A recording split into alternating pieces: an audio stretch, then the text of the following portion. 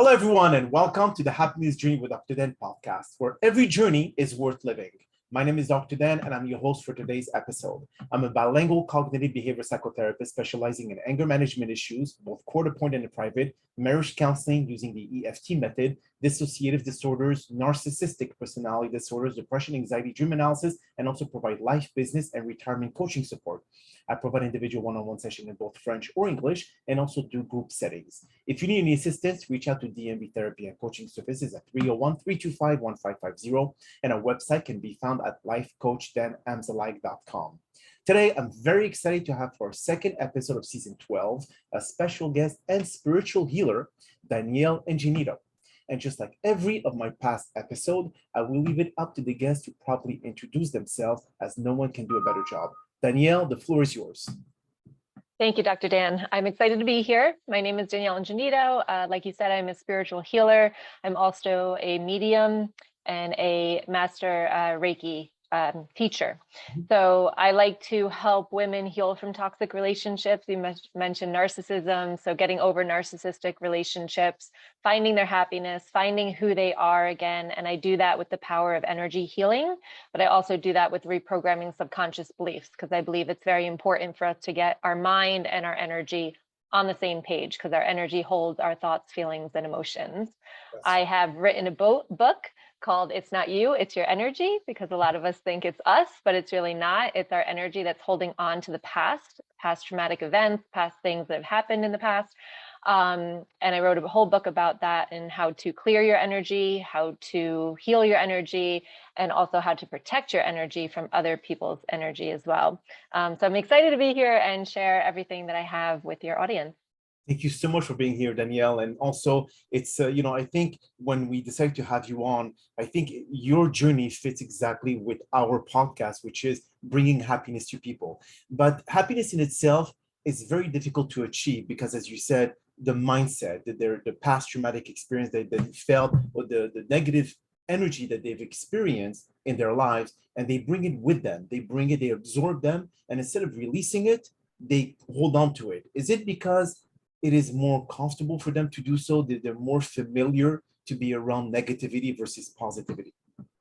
You know, I think it's a mixture of things. I think that we actually don't know that we're holding on to a lot of that stuff. A lot of people that I work with, they have no idea. They usually think it's what's happening right here and right now versus what's happened in the past. So a lot of the times we think we've gotten over it, or we've moved on from it, or we've put it in a little box and we don't want to touch it, but we don't realize how much of that is still affecting our happiness.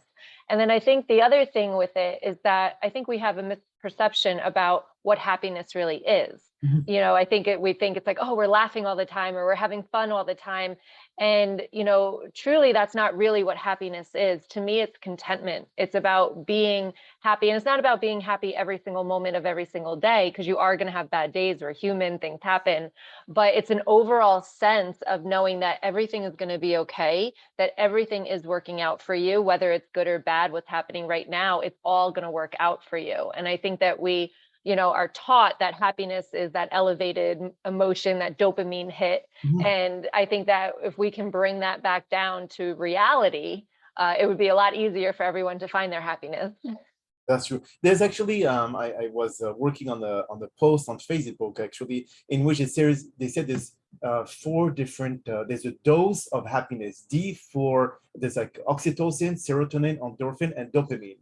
And this what brings people, and of course, each is relates to exercising, love, being motivated to accomplish things in life, and that brings each of those hormones up. Now, do you feel that if the dose of the 4 hormones are not working in synergy, can you not be happy, or can you be happy just 1 or 2 of them?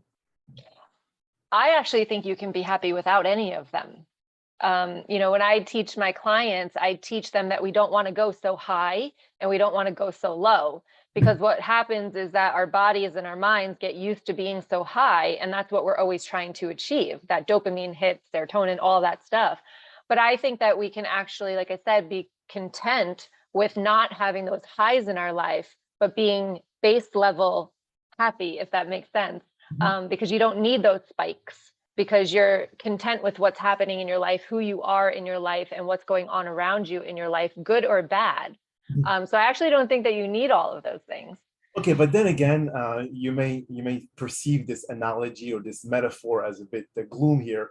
But like happiness should be like an EKG. There's ups and there's downs. Because when you're down, and then when you go up, you appreciate the up. And then when you're down, you realize that, you know what, I cannot always sustain this level of happiness. But when contentment means flatlining, which means death. So Mm.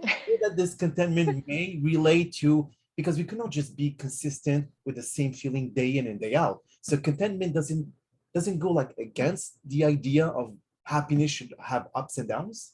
It's a very interesting conversation. I love it.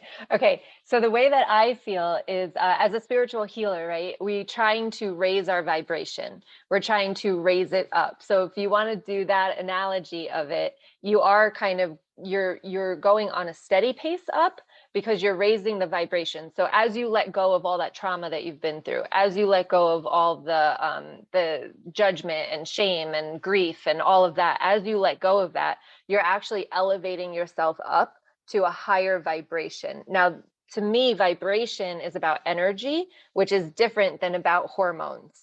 So when your vibration is moving up, you're at the steady pace of a high vibration of, again, not the dopamine hit, not the happiness, not the excitement, but at this space of like, wow, everything is beautiful. I am so grateful that I'm here. That kind of happiness versus the spike of the dopamine and the excitement. Now, it's good to have that, but we don't want to depend on that. We don't want to depend on those spikes, right? So we want to stay at that high vibration energetically. And then we want to appreciate, like you said, the ups and the downs. But again, your that flat line is actually raised, if that makes sense. It's elevated. Does that make sense? Yeah, it does make sense, absolutely. But then at the same time, would you agree, Danielle, that when it comes to sustaining happiness, most people, like you said, there's ups and downs in life. You cannot always be happy, or else you must be on some kind of drugs. Do you feel that helping people reach that certain level, as you mentioned, of like the positive energy that they live through, but then sometimes negative energy will kick in and will bring them down the curve, if you would call that. So then their contentment goes down. So so the contentment line actually varies up and down, just like in EKG. So it's never really a certain line that people should abide by. Right. And I agree with you there. And that's I mainly talk about awareness. So it's being aware that your energy is dropping and figuring out why it's dropping, figuring out if it's people around you, figuring it out if it's yourself, if you stopped exercising or dieting or eating healthy or whatever it is, children, whatever it can be for you. But again, always striving to get back to the line, if that makes sense. So again, we're human, so we're always going to go up and down, but it's being aware of where you are on the field. But I always talk about stepping out of your emotion rather than being in your emotion, because when you are aware of what's happening, you can look at it and say, wow, my energy is dropping. Something's wrong here. Instead of being in it, which is then dragging your emotions down and not being able to actually see what's happening, but like literally feeling it inside of you, like something's wrong, I'm depressed, I'm anxiety, like all these negative thoughts. But when you can be aware of those thoughts, it's a different experience, because then you can say, okay, why am I feeling this way? Instead of I am feeling this way, it's why am I feeling this way? And then you can start to be like, okay, well, I stopped working out. I haven't seen my children in a while, like whatever the reason is. And then you can start to counteract that and start to fix that in order to, again, bring you up to that elevation. I see. So as a spiritual healer, because I'm sure that a lot of our listeners don't really know the process. Sometimes when you talk about spirituality, people relate this to, or is she going to try to preach religion? Is she going to try to preach a certain way of living, etc.? So to clarify this misunderstanding or this misperception to our listeners, how do you not implement, but how do you suggest to your clients to adapt a certain I would say path in their life so they could eliminate, or I would say erase, this negative energy that they have, and to be able to transfer it into something that is more positive. And that goes beside being mindful, living in the moment, and so on and so forth. But is there a specific process that you use that will help them achieve that goal? Absolutely. And I think mindfulness and gratitude, they're all affirmations, like they're all great things, but we're not hitting the root of the issue. And that's what I help people do, is the root of the issue. The first chapter in my book, I think the first page of my book, I talk about religion, because what we do is not religion. And a lot of people won't work with me because they think it's against their religion. But what I say is it's really science, because we're all made of energy. And Sure. what we're doing is we're really just working with energy, and we're releasing the thoughts, feelings, and emotions that are trapped in your energy field. So I have the let it go method, which is a 5-step process in order to help you let go of that. And like I said, the first step is awareness. So you've got to be aware of where your energy is, where your thoughts are, where your feelings are. So become aware of that. And then the next thing is to get to the root of the issue, because we try to mask it with the affirmations and the gratitude. And it works for a little while, but people will go back and be like, I don't understand what happened. And it's because it's the dopamine hit of trying all that stuff in the very beginning, but then we fall down again. And then we have to figure out something else, because we're not getting to the root of the issue. Now, when I work with my clients, we go back. So I'll have a talk with them and see where it is that we really need to go back to in order to let go of the root of the issue. So if somebody doesn't feel good enough, we're going to go back and see, well, where did it start? So that's the second step, is really finding the root of the issue. The third one is, again, reprogramming your subconscious beliefs, because whatever happened in the past, you now have thoughts and beliefs about yourself, about the world, about people. And then you also have to release the energy as well. Because when you go through a traumatic event, and as children, because I specialize basically in childhood stuff, where children, they internalize everything is about them. So like, even if their parents got divorced, it had nothing to do with the kids, it's about us, right? What did I do wrong? Why wasn't I good enough? All this stuff.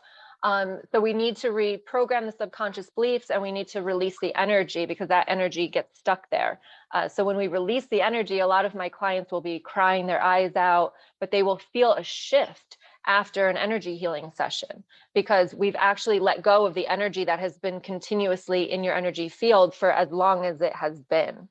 And then the next step would be boundaries. So we got to create boundaries, but I always say that you've got to heal yourself, feel better about yourself in order to enforce the boundaries, because a lot of people will try to make boundaries right away, but they don't feel good enough or worthy enough to enforce them. They'll feel bad, they'll feel guilty, they'll feel like a bad person. So it's creating boundaries. And then I love to say, like, connecting to a higher self, to connecting to a higher power, whether that be yourself, whether it be God, whoever you believe in. Like I said, this has nothing to do with religion, but bring your religion into it. And that's why I like spirituality, is what you said about spiritual. To me, there are no rules. There's nothing to follow. It is literally self-discovery to me, spirituality. You get to do what you want to do. There's nobody telling you what to do. It's a path of self-discovery and self-enlightenment as well. So when you talk about the number 4 you said about boundaries, does that relate to limiting belief about yourself, about what you allow your brain to process information, or to process what you're capable of doing, and you are afraid of moving forward with that because of fear of failure, fear of rejection, abandonment, and all that? Is that those kind of boundaries that you do within yourself or within other people around you? Well, I think you have boundaries within yourself. There's different areas that you have to put boundaries. A lot of, like, family, relationships, career, work, yourself. So there's a lot of different areas for boundaries. So it's both, right? So you're going to have to make sure, say a relationship, if we get into a relationship, you're going to have boundaries with the other person, but you're also going to have boundaries with yourself. Especially, I work with a lot of women who are codependent. So we like to give and give. We have to have self-reflecting boundaries too, because we're like, oh, okay, wait, I'm giving too much. Has nothing to do with the other person, has to do with ourselves. So it's both. It kind of it kind of goes back and forth. When you're dealing with people with your boundaries, it's about, yes, abandonment issues is a huge thing. That's one of the major wounds that I talk about. Rejection as well, because we don't want to put boundaries because we're scared that they're going to get mad. And again, that will go back to probably somewhere in your childhood. It's not about setting boundaries with the person now, it's about the past. And then when you are setting boundaries for yourself, it's about the fear of not giving enough, not being enough, not being worthy enough, because you're not giving, because you receive your validation from making somebody else happy. And if you're not doing that because you have a boundary, then a lot of my clients are like, you know, is this happiness? And I'm like, yes. I'm like, yes, it is, because they're like, because they get that dopamine hit every time that they try to help somebody, or and now when they're not doing that, they're like, oh, this feels weird, because they're at that line, and we have to get comfortable with that line. So, but then if you look at the women who are explaining their feeling to their significant other and putting those boundaries, and then the significant other will say, you're too difficult, or you're too demanding, or you're too this or too that, which relates to them thinking that they may get rejected or abandoned because of them being too demanding or nagging, if you would call that. So, is there a specific way, Danielle, that you can address this problem with, especially if you're in a marriage or relationship, and when you feel that your boundaries has been crossed by the significant other, is there a way to be able to alleviate the way to make them feel that you are demanding, that you are try to push too much your boundaries and implement or force them to the other person? Is there a way for you to be able to explain that to them? Yes, it's a loaded question. Okay, so what I will say is, first of all, I talk a lot about communication, because the way we communicate, it makes a very big difference whether they listen or not. With the situation that you're talking about, it really depends if we're talking about a narcissist or not. If we're talking about a narcissist, you're never going to explain it. You're never going to be not, too much, or, demanding or whatever, because they just want you to do what they want you to do. So the first thing I would say is recognize if your partner or your whatever is either a narcissist or not. And my thing is a lack of empathy. So with narcissists, it's like, if they don't have empathy for people or for yourself or for them, then you're dealing with a narcissist, and they're never going to feel your pain. They're never going to understand you. And I always say, like, stop trying to make them understand you, because that's what a lot of us do, is like, we're trying to like just put it in their face and like make them see how much they hurt us, or make them see where we're coming from, but they never will. And we have to give up that fight. And that's about bringing it back to you. And it's very uncomfortable to do that, because our ego wants us to be like, hey, listen to us. But on the other side, if you're not dealing with a narcissistic person, then I would say is communication. Like, don't be trying to put a boundary when you're fighting, because that's not going to be heard. It's not going to be respected. And I always say that when you do try to communicate, you want to come from a place of love for yourself and for them, instead of trying to get your way. And you want to understand where they're coming from, and you want them to understand where you're coming from. But again, if they are calling you demanding or needy or nagging them or something, then you're out of alignment in that relationship, I would say. I mean, you're the pro at this, but I would say that they're out of alignment somewhere, and someone has to be the bigger person to start to change that all around. And I see that in marriages. I saw that in my marriage. It's like neither one of us wanted, well, actually, I was trying to be, but like neither one of us wanted to be the bigger person. It's like, well, he did this, so why should I do that? And I think that is a very negative way to go about it, because nothing's going to get solved.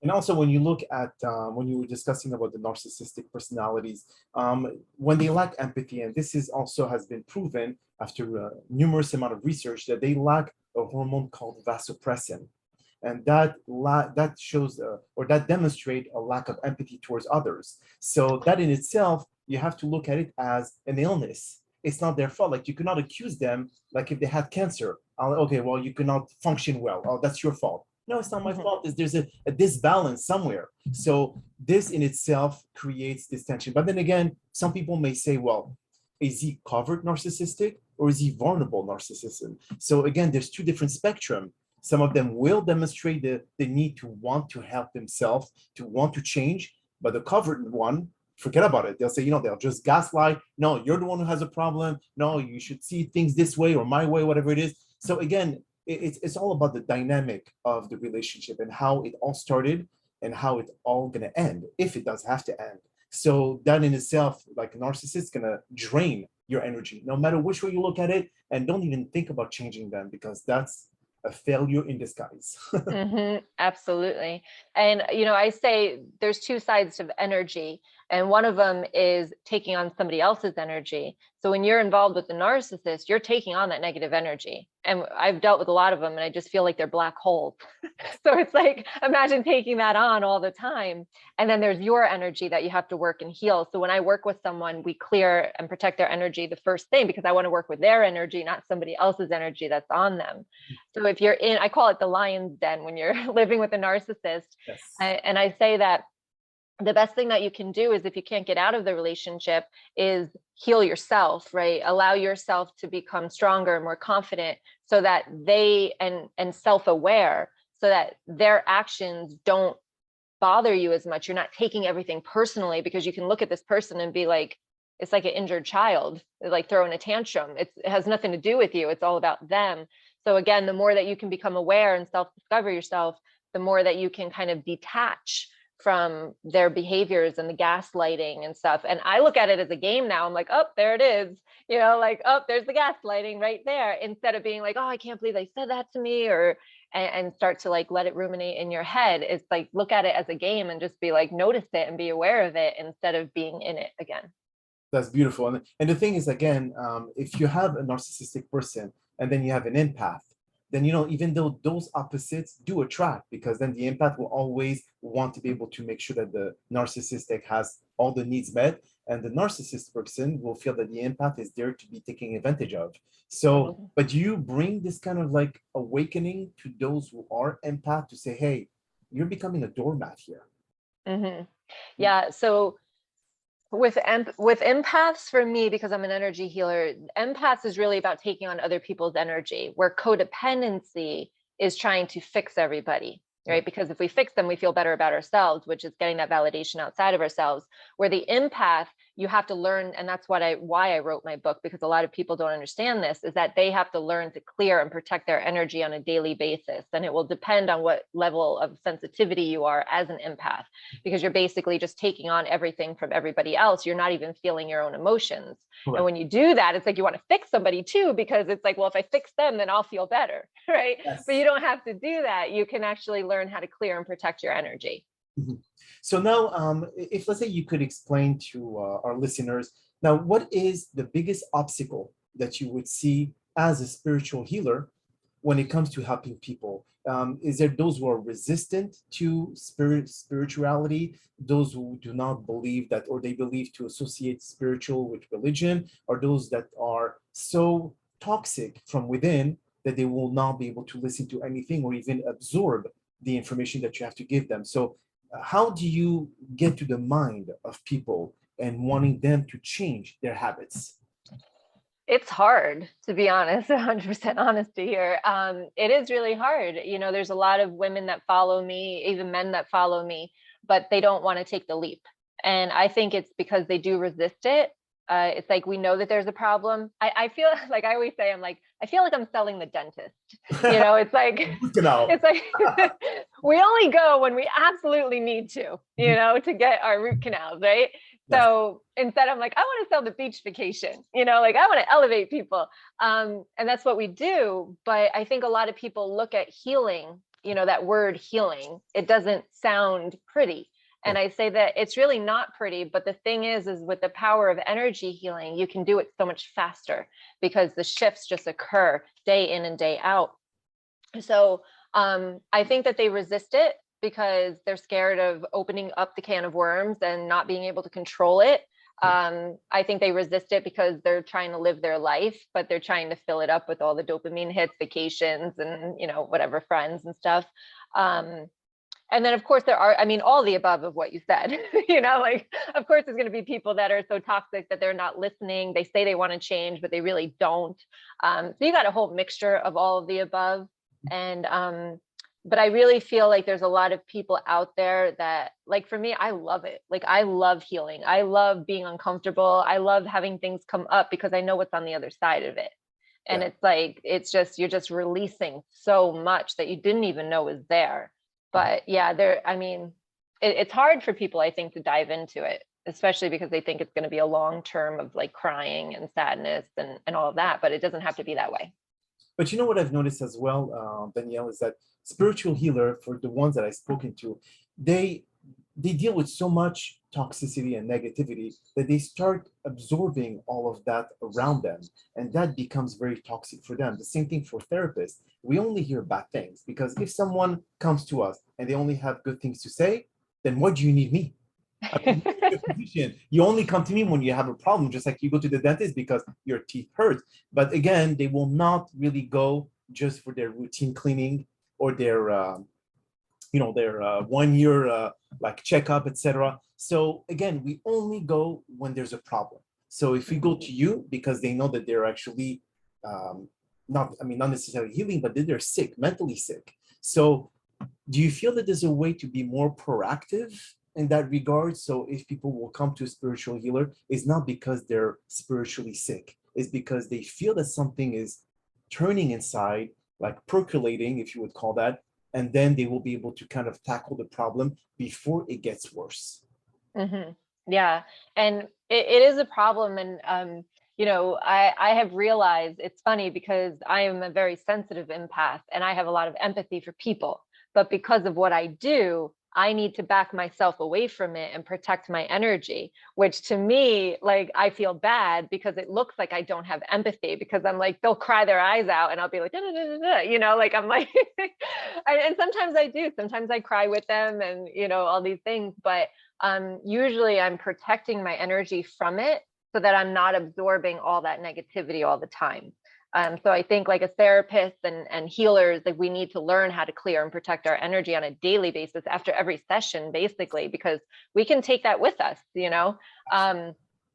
So I think that healers need to learn how to do that in order to protect themselves and not feel bad about showing that empathy side, because like I always say, because my spirit guides have tough love, and I'm just like, listen, it's tough love, but just know that I say it with compassion and love for you.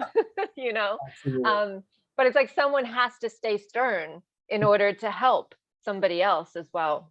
That's so true. So how long did it take you to become a spiritual healer? Or is it that you always wanted to do, or one day did you feel that I'm a healer, let's practice that?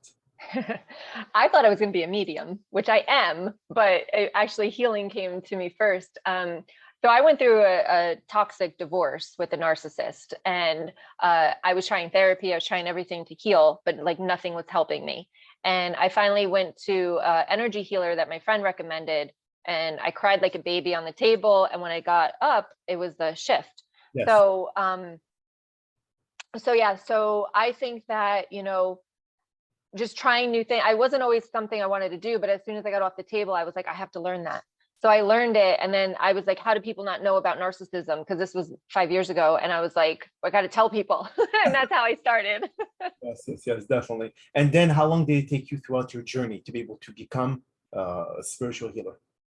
So I started about 4 years ago. So about a year after my divorce. So I've only been doing this for a short amount of time, but if you believe in past lives, I've been a healer for a really long time. Absolutely. So where can people find you? Because I'm sure that some may not want to go through the route of a like therapist like me, but they would find first, let me see what a spiritual healer can do. And then if that doesn't work, then I'll go to therapy. Yeah. So I'm basically everywhere. You can find me on Facebook. You can find me on Instagram, YouTube. I'm loving TikTok right now. So I'm over on TikTok as well. But my website as well, danielleingenito.com. You can also find me there. Beautiful. Well, Danielle, that is all the time that we have for today's podcast. I really appreciate you taking the time out of your very busy schedule to join us. And thank you again for participating and inspiring our many listeners with your incredible story. We hope that you've all enjoyed today's episode. And I'm also very excited about the many upcoming guests that we have scheduled for season 12 of the Happiness Journey podcast, filled with inspirational stories just like the one that you listened to today. Now, here are some concluding words of wisdom. Positive energy is collective, integrative, and expanding. Whereas negative energy is simply that which disconnects, which segregates, which separates, and which lowers energy, brings lower frequency. Positive mindset increases the frequency and allows us to see things more holistically, whereas negative energy breaks things down into parts that make things a bit more challenging to manage. A daily dosage of positive energy is so corrosive that it wears out every negative doubt as the gap between the dream and reality closes. Never give place to people in your life with low self-esteem, no vision, negative mindset, and stressful. They are your positive energy suckers and will drag you down as far as they can take you. Finally, always beware of the people you allow in your energy space. Some might contaminate your energy to a point of no return. Meditate, stay happy, and stay away from negativity that shuts you down. My name is Dr. Dan Amzalag, and you may all keep pursuing your amazing journey in life.